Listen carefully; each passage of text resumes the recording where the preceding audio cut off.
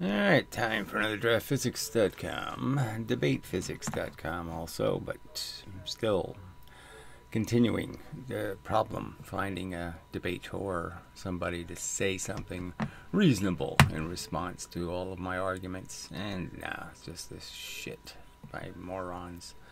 So anyway, this channel 321. It's difficult to argue against the balanced argument because it's unclear what the argument even is. So this is so dishonest, or frankly, if you're going to say that you're honestly unclear, then you're too stupid for the conversation. I mean, way too stupid. So he's claiming he doesn't understand that oscillators have to have the equal amount of energy on each side, that balance is using gravity to basically saying there's the same gravitational force being applied to one side as the other side. That's why it balances. So whatever you put on one side, the gravitational force, okay, 4 mass moving 1 velocity is the same as a 1 mass moving 4 velocity, not 2 velocity. Okay, 2 velocity won't work. The 4 mass is too heavy. Okay. So it's a pretty decisive argument in the sense that the balance is showing you an equality. It's saying to you, this won't work, it won't oscillate, it won't do a lot of things if the two forces on either side of it aren't equal. Fact. So fuck you and this horse shit. How exactly does it contradict kinetic energy? Well, because you're saying there's twice as much energy on one side of the oscillator. You're saying this side has, 2,000 joules and this side only has 1,000 joules. It can't oscillate in that condition. And you're saying that, obviously, you say that the 1 mass going 4 velocity has twice as much energy as the 4 mass going 1 velocity. The kinetic energy theory says so. So why doesn't the balance go like that? It doesn't happen. It doesn't match your theory, shithead. I think the correct analogy for current voltage, so this is the second argument made, the second video, would be velocity force. They even have the same unit, watt, which is not the same as joule. So it is the same, so that's just a lie. 1 joule is 1 watt, so same thing. So I don't even know what there's no point in arguing with, right? I should just block you. You're just such a time waster. I mean, it's a fact. 1 joule is 1 watt. It's a fact, fuckhead. Jesus Christ. Alright, maybe a good way to understand why the velocity is squared in kinetic energy. There's no good way to understand it. There's only lies and deception and nonsense and baby talk and squirrely nonsense. You're just being jackasses. You have to be an asshole to, by default, defend it. By default, you should be saying, yeah, it seems pretty fucked up. What's the square got to do with anything? Why am I squaring the velocity? Why is velocity more important than mass? Alright, is to understand that doubling the velocity basically doubles 2 things. No, it doesn't, but okay, let's go ahead and listen and see what it doubles. It doubles 1 thing. It doubles how far you progress in space. That's it. If you were to stop a train, doubling its velocity, what? What does that even mean? How can you start the sentence with stop a train and then say double its velocity? Double 0? Doubling its velocity doubles the amount of an inertial velocity. No, it doesn't. There's no inertial velocity. So again, you can keep saying this stupid concept of inertia. There is no inertia. There's no initial. There's no anything. Yeah, such a lie. You have to reduce, but it also doubles the velocity the train has when you are stopping it.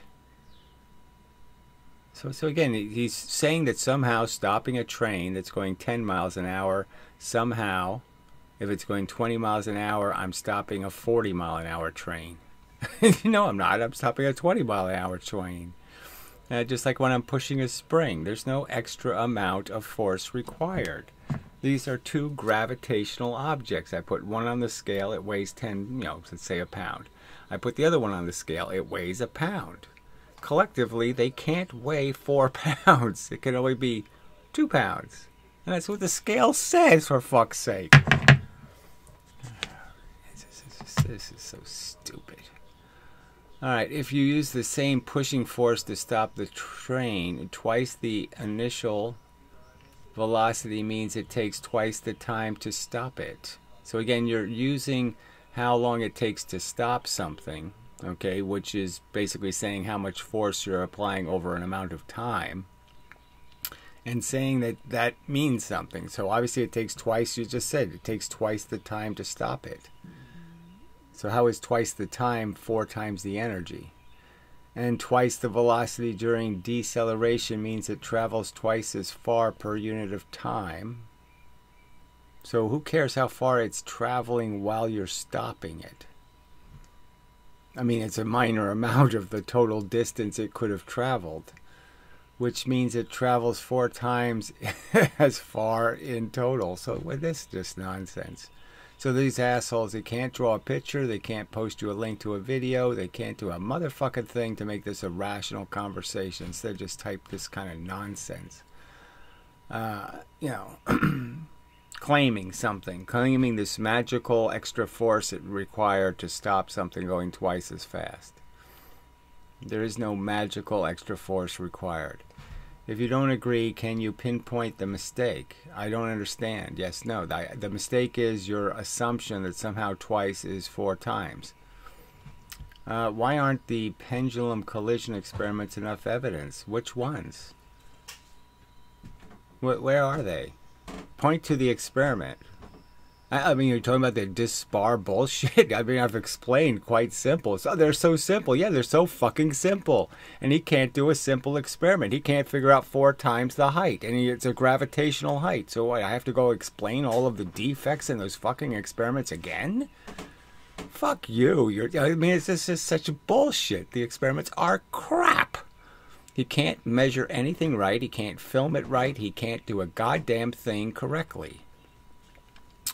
Okay, you can calculate the pixels and determine the height differences. How can you do that when the camera is distorting every fucking image you're looking at? Yeah, no, you really can't, jackass. Oh, you're such cheaters. You're such fucking cheaters. You want me to give you a look? I'll take a slow motion video of the pendulum, right? The oscillating lever. And then I'll tell you to calculate the pixels. I can take the Brozo video, okay? So this is the experiment, frankly. That's the only one that has much credibility, frankly, in all of this crap. Because you're, in some sense, guaranteeing that you're applying the same energy and you can have some hope of getting a more correct answer. So let's just draw that one again. So it's just recreating this one in a better, I mean, his was pretty good. But yes, let's do it even better if possible. So you take your lever, your stick, and for the sake of argument, leave all, make a complete weight equality. And then you just put a spring in some position. Okay, and now you're just going to compress or stretch the spring. So you're going to move the lever, put in a certain amount of force. All right, we'll call it expansion of a spring. It doesn't really matter. And then all you're going to do is sit there and say, okay, now let's launch things with this device. Okay, so, he didn't have stops. He didn't have different things to make sure the objects didn't slide or move in sideways directions or do any other kind of bullshit. And he has a glass surface, and then he has a stop that stops the lever at its maximum velocity and launches the objects. And the, 2 distances at half the mass. Okay, so you do a 1 mass at 2 distance and a 2 mass at 1 distance. All right, and those velocities, those are the same as velocities. And what the experiment demonstrates is that the half mass at twice the velocity, yeah, is produced by the same spring force, the same amount of compression of a spring. So the same spring creates a one mass with two velocity as a two mass with one velocity. Those two things are demonstrated to be pretty close to equal. 1119 is his results. So pretty close. And again, it can be done better. So he slid them across glass. They had pretty much the same surface contact. You still have the double mass has twice the compression friction, but again, it's on a glass surface, so the friction's going to be as minimal as you can make it. Yeah, they're very close to 2 to 1. Proving the case. And again, I made the argument that, you know, you people could do this experiment. You know, if anybody can find somebody else to do an experiment with, right? You need 2 people, you know, but just make a blind lever, okay? So put a, you know, piece of cardboard here so you can't see the other side of the lever, let's just say. So, and the other guy just switches between a 2 mass at 1 distance and a 1 mass at 2 distance. The other person presses at the same point on this lever. And if these things, if they can't tell the weight difference between this, moving twice the velocity, okay, 1 mass at 2v, and a 2 mass at 1v, and then we know the kinetic energy is bullshit, that the same force creates these 2 events, that the lever will move exactly the same in both these circumstances, all right? The speed of this lever up and down, and the amount of up and down you do, will create these 2 results. And there's just, you know, the logic isn't, you know, that's the first video that you just said you can't understand. But I mean, it just makes it clear the 2 things are equal. The same amount of energy creates a 1 mass going 2v and a 2 mass going 1 velocity. It's the same momentum, the same force creates it. There is no extra energy in the one object versus the other object. The other one object doesn't have more energy, and it doesn't take more energy to create it. And again, this is all in the context of this argument where your silly theory says that, you know, spinning a motor 5 times as fast takes 25 times the energy. So this becomes also a weight argument, that if I put, you know, if I put a 4 mass here, or I put a 3 mass here, or I put a 2 mass here, or I put a 1 mass out here, that frankly, they're all the same thing in terms of the amount of energy it takes to spin that wheel. It's the same addition, okay, of stuff to move a mass versus a velocity. And it takes the same energy, okay, to move the 1 mass 4 times the speed as it takes to move the 4 mass 1 unit of velocity. And the spinning wheel proves it. The wheel balancing proves it. And you know, you're just being an asshole, saying that somehow you have compiled some evidence somewhere, that you have some argument to counter. You don't have a counter argument, and you're just distracting and deflecting, and you're not addressing any of these arguments, because you're all cowards and you're assholes. I'll be an anonymous coward on the internet. Just type bullshit because, oh, I can't draw a picture, and you know, I can't explain anything, and I can't reference another video that proves it in some way. Even though it's supposed to be well-established physics, I can't show you any experiment where they demonstrate that, you know, 4 pounds dropped 1 foot is the same as 1 pound dropped 4 feet. Something that elemental you can't explain. All right, you can't show it to be true. Yeah, fair enough of a video. This is garbage. I guess I'll deal with it. Look, Elizabeth, you keep making references to things. It just pisses me off. So just quit doing it. All right. I mean, you can't stay on the subjects to save your life. You don't really care about the physics. You want to do this. You want to turn this into some religious shit.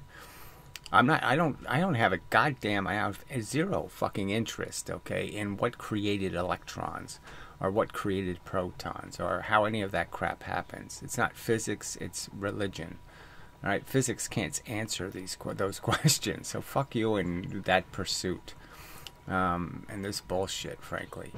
Hey, I did not want to bother you. I've told you repeatedly you're bothering me. The fact that I am with you, you're not really with me, okay? You're doing something, you have some other fucking weirdo agenda. You keep referencing other people who agree with me, and you can't even post links to them. You can't even post their fucking names, for fuck's sake. And clearly, I'm going to argue they don't. They're assholes promoting some other wooey nonsense. Oh, they disagree with Degrassi Tyson. So what? If they're proposing something even worse, that's not a good thing. Shit for brain. Okay, I just had doubts about how it was the mechanisms in these theories were proposing. I did not understand why some electrons were inside the nucleus. Nucleus. It's not even a nucleus. And others do not. Thanks a lot. Well, yeah, whatever. And she goes on to just argue it some more. The only thing that was not clear to me why once the electron force hits a proton, it becomes a proton force. I'm not going to explain elemental rules. I'm just saying that's what it does. I can come up with 15 million explanations. I could say, well, look, electron force is in this dimension, and proton force is in this dimension, and the two dimensions can't mix. Right? They're squares and they're, don't match.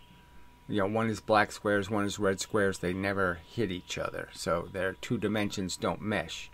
But matter makes it possible for the two dimensions to hit each other, so to speak. Some kind of thing like that. I mean, there's a ton of ways to explain why something happens. The point is, it's a very elemental thing. Okay? It goes in triangular and it comes out rectangular, or vice versa. Is there some little mechanism, changes it in some subtle way, who cares, not a big deal. And you can't just leave that alone and just say, fine, yes, okay, I understand that.